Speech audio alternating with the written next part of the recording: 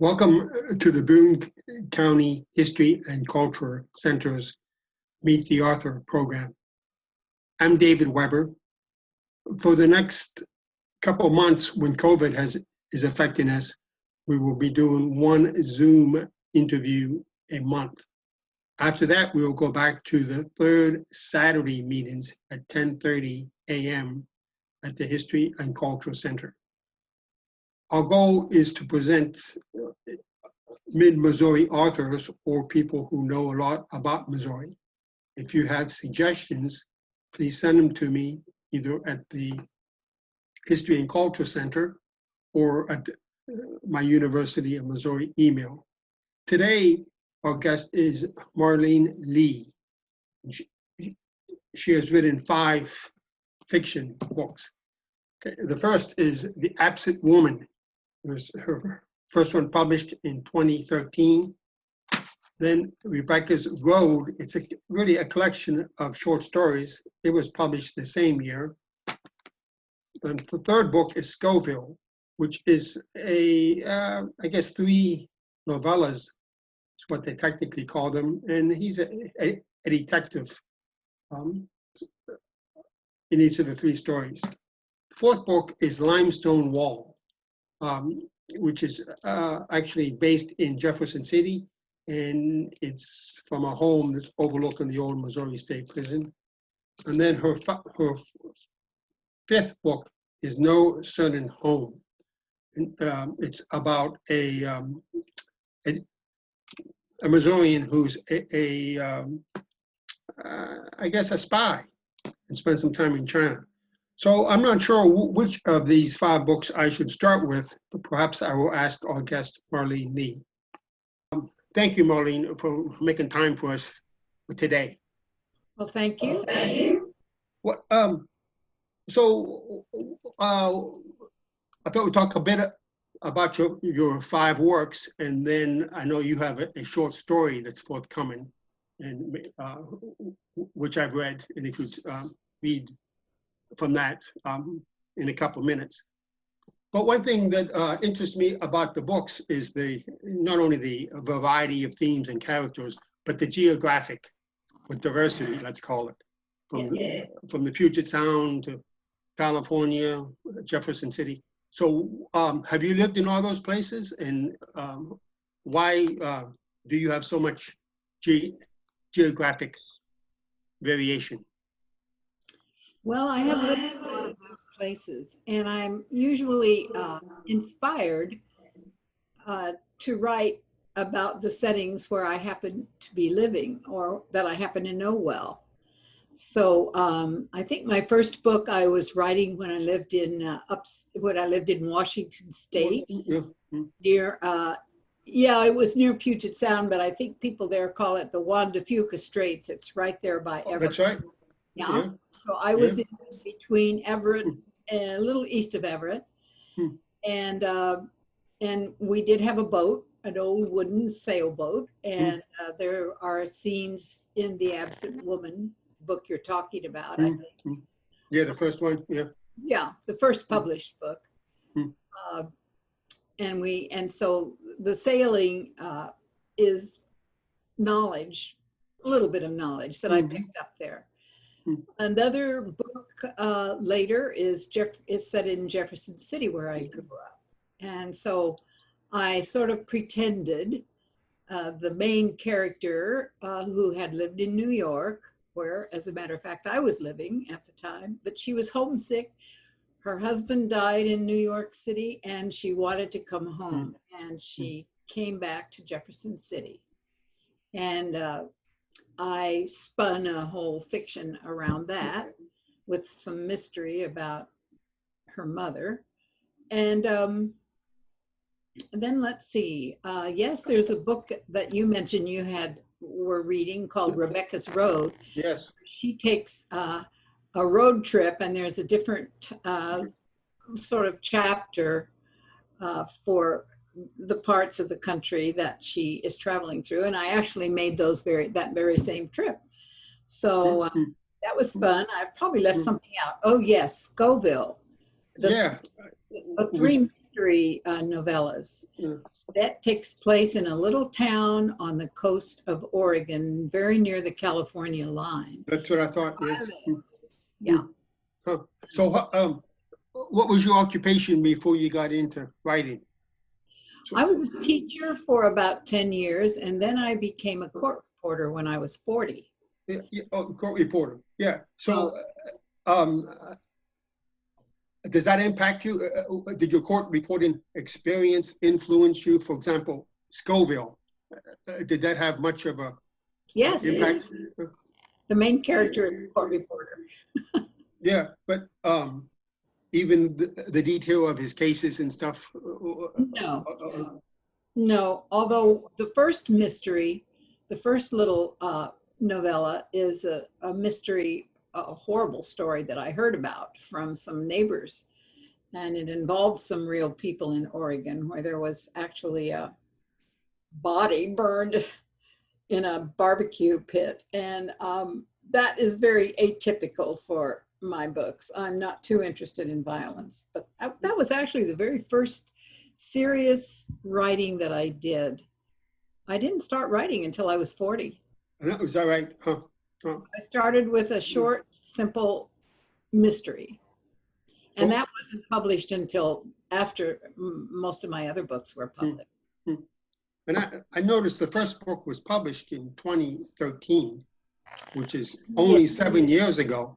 So you must have quite a file cabinet, as we used to say. We don't say that anymore, but do you have some other works, some other manuscripts?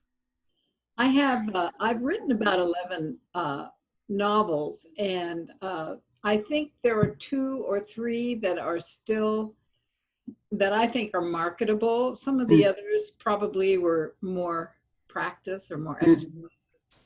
But the first published book was not my first book written. What was your first manuscript that has been published? Is it one of these 5? It was that little mystery novella in Scoville.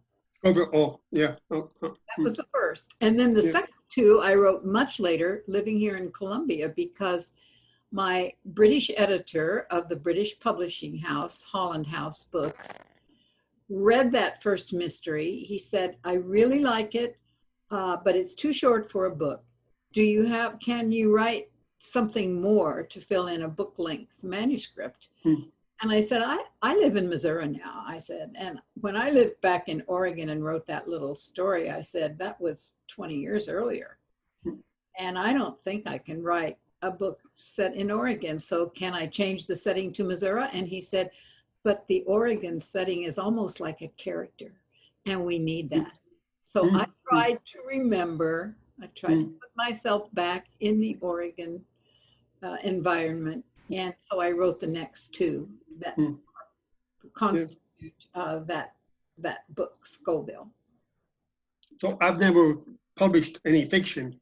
I've taken a few workshops, and I know that one topic writers often talk about is character versus theme or plot. So do you get into that? So does one of those interest you more than the other? I would say character interests me more. But you've got to have a little bit of a plot to string the character on, and that I usually have to work a little harder at the plot. But I'm mostly interested in character development and themes. So if I read all of these 5 books, would I see a great variation in character similar to the geographic variation that I easily identify? Maybe not. You might see different ages, because I start with younger women. Nobody's a really young woman, but a middle-aged woman. And I guess then, Rebecca was 50, I think. Right, my character's kind of age, probably as the author was aging. Oh, I see, yeah. I think you would find maybe some of the same themes. A woman striving for independence, striving to accomplish something with obstacles in the way. Yeah.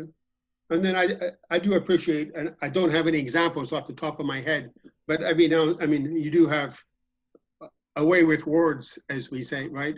I Oh, mean, I hope so. Thank you. oh yeah, no, but I noticed that. I appreciate that too. Well, thank you, David. So if I was going to just read one of these, which one should I read?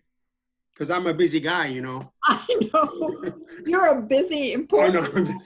You write for the Missourian, I know. Well, and I have a lot of books to read. You know, I got other I things to do. know. I feel the same way as I get Yeah. older. It's kind of like, well, how much more time do I have to read? That's right. Yeah. So which would you suggest would have the highest return on my hour of reading? Let me put it this way. For a more personal, domestic American novel, probably maybe The Absent Woman. But Oh, is for that right? for a broader historical novel with world setting in several parts of the world, Oh, I think No Certain Home is yeah. a major effort. Yeah. Well, and I forget her name. Agnes, right? Agnes Smedley. Yeah. She's what known about in her own right, I guess. She's a real woman. She was born near Milan, Missouri, in Sullivan County, and ended up being an international journalist with only a 5th grade education, her name. And actually, she was the first Western journalist to know who Mao Zedong was. Oh, that's People didn't know who he was during the beginning of the Chinese Revolution. And she knew, and she spent time in their camp after their long march to the Northwest. She spent 3 months there, living in the caves of the hills, which is where they lived. exactly. Getting acquainted with Mao Zedong and the other Zhu De and some of the other leaders. So how did you learn about her? Because she died, I think, in 1950, maybe? Yes, she did. Yeah, I mean. I learned about her because I was in a little library in Washington State, Lake Stevens, near where I lived at the time. And I saw this book. I saw the cover of the woman's face, and I was kind of drawn to her. And I read a little bit about it in the introduction, and I discovered that she was born in Missouri. Of course, I lived in Jefferson City, and I have, in a way, have always been homesick for Missouri, though I didn't come back here for a long time. And my mother died when I lived in Jefferson City, and she died in 1950. And when I read that Agnes Smedley also died in 1950, May, the same month, May of 1950, the combination of her death, my mother's death, the state of Missouri, really interested me. And then I discovered that her life was pretty much unknown. There has been one biography written of her, a very fine biography. And so I decided to kind of bring her back to life. And I had some, by then I'd had some personal disappointments and doubts about myself. And in a way I was, in bringing her back to life, I was kind of bringing myself back to life too. So for about 5 years, I was really obsessed with her. And I traveled to Germany, Denmark, China, following her footsteps. It was a major project for me. Well, maybe I'll take a look at that one too. And then since I am interested in Missouri and Missouri politics, Limestone Wall appeals to me too, as well. Yeah, that's near the prison, the old prison. And that's one of the newer ones, I think, of your books? Or when did you write that? Yes, it is. It's the next to the last one that was published. Yeah. The most recent one published was the one about Agnes Smedley, No Certain Home. Is that right? And she did have no certain home. Yeah. She had no certain home, that's for sure. Well, and what made you interested in the mother, I think it is, with 40 years in jail, 40 years at the state prison? Well, You know, when my sister and I were young, we were invited for tea to Mrs. Grant's house on Capitol Avenue. You know where that is, across from the old, and you know those beautiful old homes. Yeah. Many of them are now turned into lawyers' offices and government offices, but at that time it was all private homes. And she made us tea, and she taught us how to play canasta. And while I was sitting in this wonderful old home looking out the window, I saw the prison wall across the street and one of the guard towers. And I think I was at the time maybe 10 or 11 years old. But even then, I knew there was something very strange to be sitting in this beautiful parlor looking out at a prison. Yeah. Yeah. And that strangeness has stayed with me all these years. And so when I decided, I was living in New York City, I was homesick as usual for Missouri. And so I concocted this story that she, the woman, the main character whose husband has just died, and she's at loose ends, terribly homesick, she decides to go back to Missouri. And she knows that her mother had committed a murder. Now, I assure you, this is purely fiction. Yeah. My own mother did not do this. Yeah. But her mother had committed a murder when the main character was a girl, and she'd kind of forgotten it. The family had tried to shield her from it. They'd sent her away to live with her grandparents, and she had never really dealt with it. So she comes back and she wants to visit her mother, who's been in prison for 40 years. And that's the story. That's the beginning of the story. Yeah. I've just read far enough to know that her mother refused her visit on her first attempt, anyway. Well, yeah, first time around. First time around. Yeah. And that was very damaging, very hurtful to the main character. So let's talk about your short story, and then maybe talk about what you're working on now, which I'm also interested. That's nice. Yes. So have you had other short stories published too? Yes, I have, in lots of different journals, but I would say my three favorite stories published in reputable, really admirable journals was one in Other Voices, which is a Canadian literary journal, and then one in a journal that's published by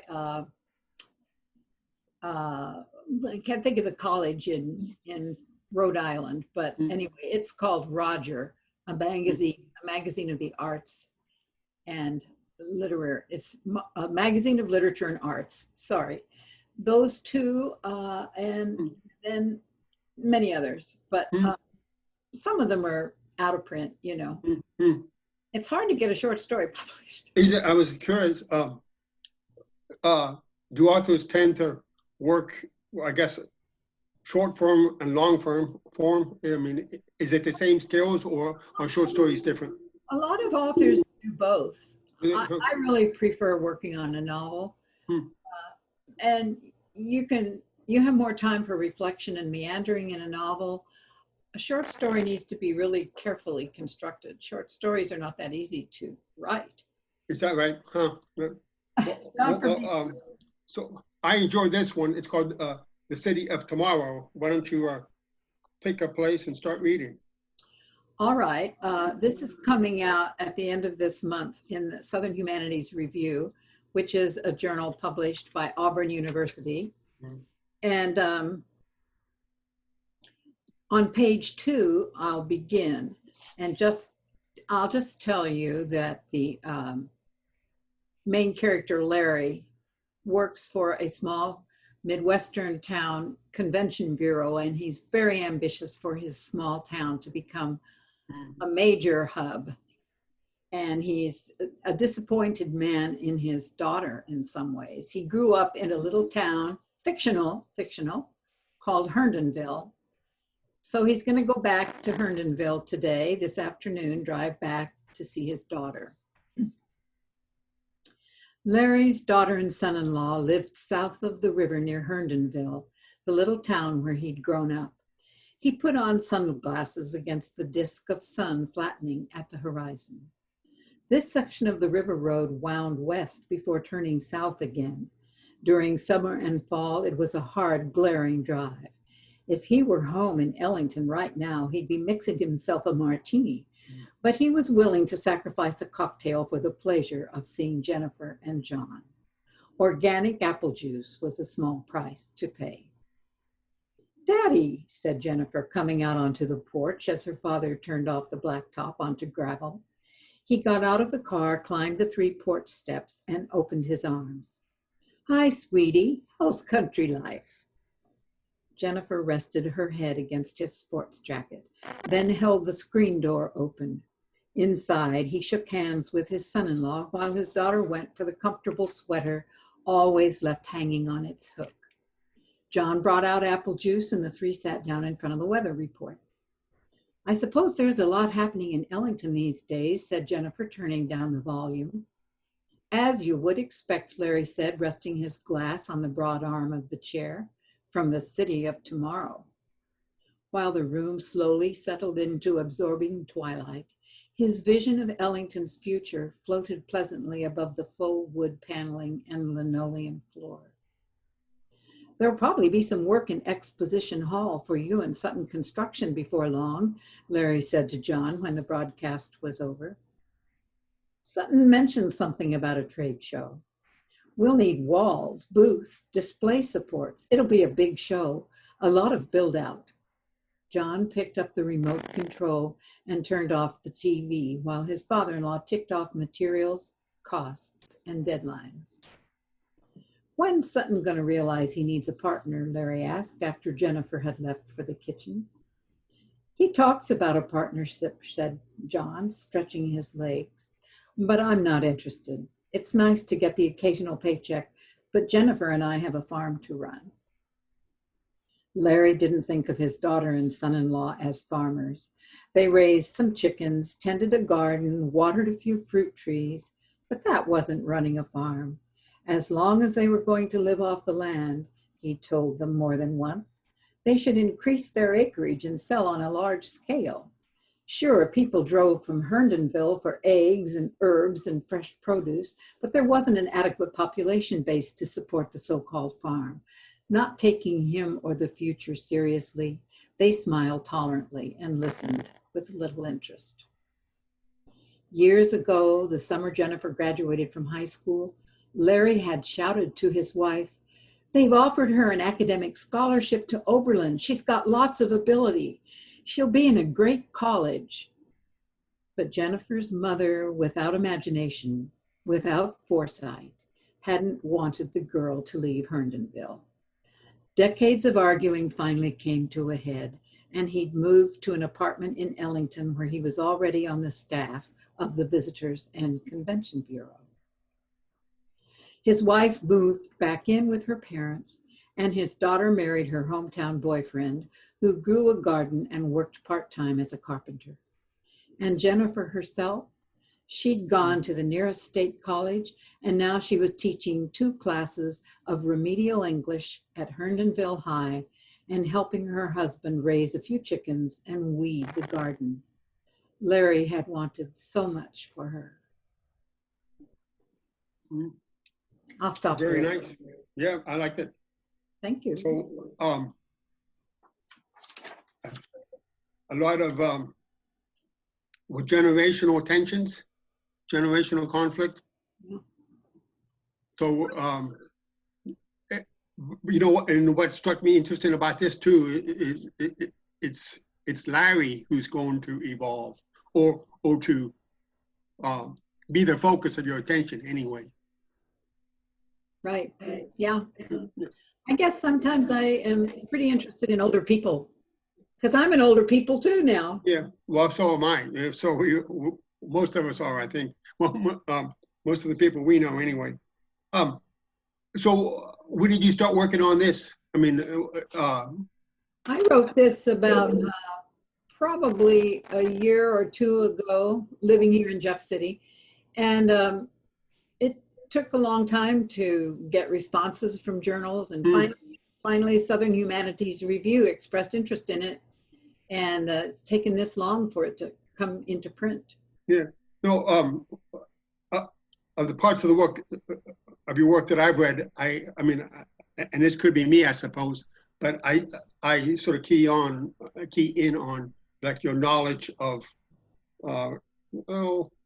government or work situations. I mean, this Larry sounds very familiar to me. I know people like him. I'm kind of interested in, I read the newspaper a lot. Ah. You're a Missourian, for instance. I read the Trib. Mm-hmm. I read about tax incentives that city governments give. Yeah, yeah. And sometimes, question that. And of course, you'll see my little bias about the gun manufacturer. And I have one of my characters, the son-in-law, John, who's a poet, talk about the expenses to society of so many guns among us. So, I'm kind of interested in these issues. I would say in general, I'm more interested in people's individual psychological situations, but this particular story did turn out to be about the work world and the work, things I read in the newspaper. Yeah. So do you always know where things are going to go when you get started? No, No, not at all. I don't know if you did read far enough in this story to see the place where the visiting CEO of a chain bookstore is being entertained by Larry because he's hoping that the man will bring his chain bookstore to and open a branch here in Ellington. And it turns out the CEO was an English major and has kind of had to hide his love of literature and poetry. Yeah. So he and John they're at a recruitment dinner. And I didn't know this was going to happen, but it's kind of a strange occurrence, but it's surprising. They start to talk about literature and Keats' songs. And Larry, the convention and bureau guy, is just sitting there like, well, I don't know Keats and I don't know what they're talking about. And I don't even know what a sonnet is, but my God, this recruitment dinner is working. So he's excited, maybe for different reasons. So that was a total surprise to me. Yeah. So what are you working on now? I'm working on a novel now that has the theme of human trafficking, sexual trafficking in it. I'm pretty involved with a local nonprofit called Stop Human Trafficking Coalition of Central Missouri. And I've met trafficked victims. I've given them rides. I've maintained some relationships with them. I've learned enough to have some things to say about trafficking and in a larger sense about the relationship of men and women in our society. So that's all I can really say. I'm on page 202 and I think I'm about maybe halfway through. Is that right? Again, I'm not sure exactly what will happen or where it's going. That's part of the fun of writing, it's being surprised. Yes, no, I do understand that part. Yeah. So if I could ask about that, do you discuss any, what I guess we would call advocacy? Well, are they trying to change public policy, for example? Right, not so much policy as attitudes amongst all of us. The main character is an older woman, and it is her great niece who she learns is being trafficked. And our main character, Catherine, knows very little about trafficking. She's lived a protected life, but as a matter of fact, she's not been happy with her relationship with men in her life because she cut off a relationship with a man she loved because she was afraid that she had to choose between him and being in control of her life and having a good job and a paycheck. And now she wonders, did she have to make that painful decision? Could she have done both? So at the same time that she's watching her great niece trying to develop a life apart from the trafficking that she's been enduring for so many years, she's also learning about herself. So I'm not interested in sensationalism. I'm not going to write a novel with a lot of voyeuristic details. We see enough of that on crime shows, for heaven's sake. I want to talk about the underlying attitudes that make these bad things happen. So that's kind of where I'm trying to go with this novel. No, the reason I ask is I have a former student who's a lawyer in Michigan, actually, and she's working on a case now. I think it's against a hotel chain. And she argues that there are many people in society who should be more responsible and more alert to this issue. Yes, and there's a recent book that just came out. In fact, it was on a Zoom meeting at that Skylark, our local bookstore, put on, and the author is Michelle Bowdler, Bowdler, and the name of the book is Rape a Crime? Because in her experience, after being raped in Boston, the police never investigated. And in fact, they took a rape kit. They made a rape kit from the evidence, and they never sent it to a lab. They just stored it in a warehouse, which had been happening a great deal across. But I think that was a problem here in Missouri, and still may be, as far as I know. Yeah. I've read about it. There are still untested rape kits, lots. And so, is rape a crime? Is it really considered a felony, or is it just something that people say, well, it's been happening for years. It's just in the nature. The other way. It's in the nature of men and women. It's going to happen. So do we really think it's a crime? Is it really a felony? Of course, I think it is. Yeah. So how do you work on a project like that? I mean, you said that you were involved in some organizations here in town. Does that help you write? I mean, do you come home invigorated from those meetings and write more than you would otherwise, or? Well, because of the COVID pandemic, I'm not out and as active as I was. Sure. But working with the volunteering with the Stop Human Trafficking Coalition of Central Missouri, and Nanette Ward, the person who established this organization, I just developed a sense of what the women go through and what they're having to deal with, and how they can, the painful process back to more normal life. So I would say I haven't learned any one thing as much as I've developed a sensitivity to the whole issue that I never had before. No, I'm involved with a lot of homeless activities here in Columbia. What kind of activities? Homeless. Oh, yes. Homelessness.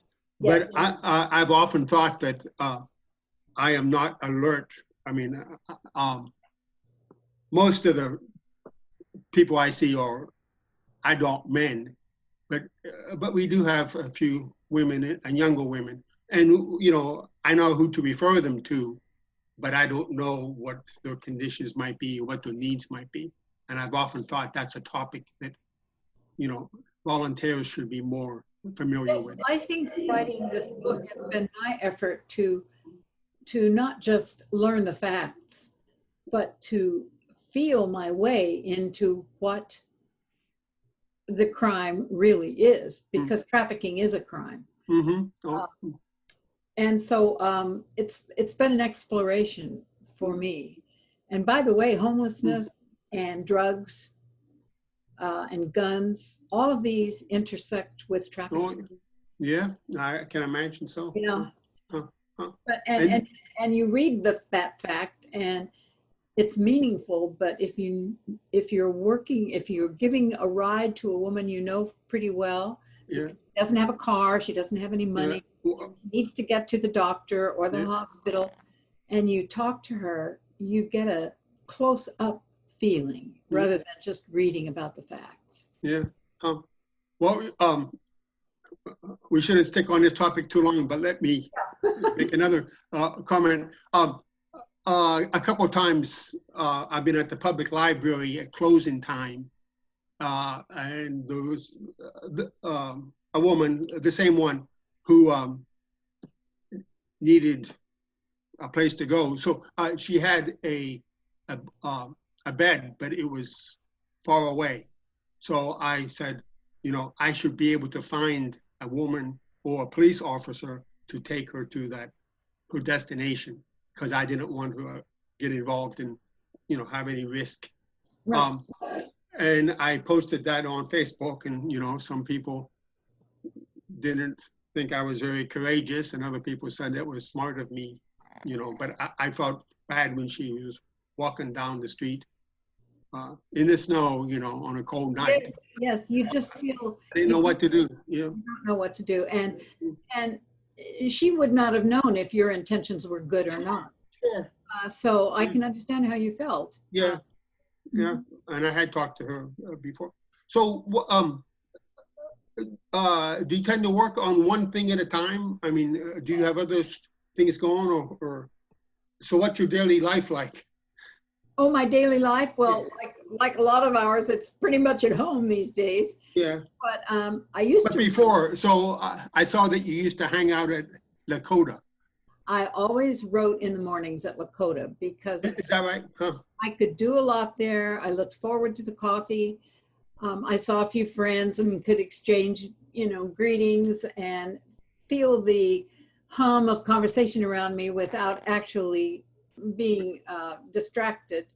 So I discovered after we started sequestering ourselves more that yes, I can write at home, and I do write at home. And so what happens is we have our coffee and a little breakfast, and then I didn't read the newspaper, and then I start to write, and I only write about 3 hours a day. I know some writers write for 8 hours a day. I could never do that. Yeah. And then we have a little lunch, and then I might have a little nap. Yeah. And then there are Zoom meetings, and occasionally meeting a friend in the park for a walk. And I don't know if we can still do that when it gets really cold. Yeah. My life is really well laid out at the present for being a writer, because I have enough time. I do have time. I'm retired, and I'm not, I don't have a job. I'm not living paycheck to paycheck. Yeah. So I count my blessings, and I know that I'm I'm luckier than some. So, do you still read a lot? I mean, yes. You probably read a lot before. I read a lot. I read all the time. My partner and I are great readers. We're always reading. Yeah. Do you buy too many books? That's my problem. I buy lots of books. Me and too, now I justify it by saying, I need to keep bookstores open. We need to keep the book world going. And so I have no problems ordering a book if I see one that I want to read. I also use the library, of course. Yeah, but it's so cool. I mean, it's closed off and it's only open till 6 o'clock. And, you know, I go there too and I like it, but not as easy as it used to be. We do have a wonderful library in Columbia. Yeah. And a lot of homeless people go there too, you know, so I always socialize with them, you know. Well, David, that's great. Well, so did you, if you look back to how you were in high school or college, are you surprised that you have spent so much time writing, or does this seem like something you were supposed to do? I always enjoyed writing, but unlike some authors, I didn't know that I wanted to write. I just enjoyed writing, and I wrote little things here and there, and letters and little. Oh, if we had a club presentation, I would write a little, you know, scene. But basically, I wanted to teach English, which I did. And I got my master's in English. And then came a big break in my life, a certain big point of change. And I went back to school to become a court reporter. Well, Just still words, of course. And yeah. I loved court reporting, and I did that for over 30 years. Is that what caused you to move around so much? I mean, Yes, I was a you had the freelancer. opportunity to do that? Yeah, I think on my author page, it says that I had a stenotype machine and carried it around with me all over the country because I could always get a job. That's what I thought. Yeah. Depositions or substituting for official court reporters. So that's what I did. Yeah. I think that's all that I have, you know. I've enjoyed it. Oh, thank you. Yes, I'm pleased to know about you and to spend the time with your writing, you know. And I'm going to read you on Sunday in the Missouri. Oh, well, yeah. Well, let me ask you about writing then. So, I view writing like I don't know, a wave, and like I don't like to be on either side. I like to be on top of the wave. So when I don't have a topic is when I'm on, or when I have too many topics, I'm on the incline. And then when I'm really flowing or whatever, I'm on top. Yeah. And that's where I like to be. But it's so hard. It's so hard to get there and stay there. Well, I bet you revise. Don't you revise a lot? I know I do. But in the same day or two, I mean, you know, because I write it once a week. Yeah, journalism. So you have to be fast in journalism, but there's no race for me. I can take my time. No, it's not so much a race. It's just like trying to figure it out. Yeah. Like, what should I write about? I mean, I have to write something. I have to send it in tomorrow morning. So, but I have too much going today, you know, because of all the news and, right. You know, and then I do want to write a short thing on appreciation of shelter gardens. And I've gotten a lot of information from Shelter Insurance about the 17 variety of Japanese maples, for example. It's 5 acres. So I've learned those details, but it's being pushed out by all the news. But I have to decide soon. So, you know, and it's not totally a pleasant feeling. But once I pick a topic, I get on top of the wave. That's where I like to be. Well, you know, I think that's true for writing in general. It is not always pleasant. But isn't the reason we're writing so that we can sort of read our own mind and know what we think? Oh, yeah. Yep. I'm my favorite reader or whatever. Yeah. No, it is, but mostly for me. Do you feel that way? It's mostly, I mean, to understand yourself, I think. Right. Yeah. And I will say that when my writing looks good to me, I'm probably at that peak of the wave that you're talking about. Yeah. When I'm not there, the writing is kind of mushy, or it's cluttered, or the words are junky. Or yeah. Boring. Yeah. But when I get the language just right, yeah. chances are the thinking is just right. Yeah. Well, best wishes to you in your future endeavors. Thank you. Thank you.